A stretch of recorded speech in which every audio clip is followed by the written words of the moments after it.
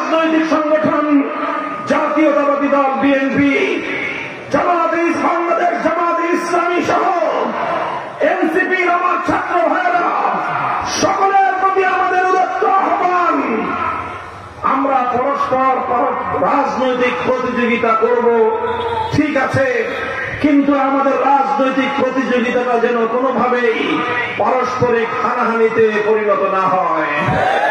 আমাদের রাজনৈতিক প্রতিযোগিতার সুযোগ নিয়ে বিগত 15 বছরের ফ্যাসিবাদ বিরোধী আন্দোলনের কোন অংশীজন যেন পালিয়ে যাওয়া দেশ বিরোধী, ইসলাম বিরোধী, স্বৈরাচারী, ফ্যাসিবাদী আওয়ামী লীগকে বাংলাদেশের রাজনীতিতে পুনর্বাসিত করবার কোন স্বপ্ন যেন কেউ না দেখে।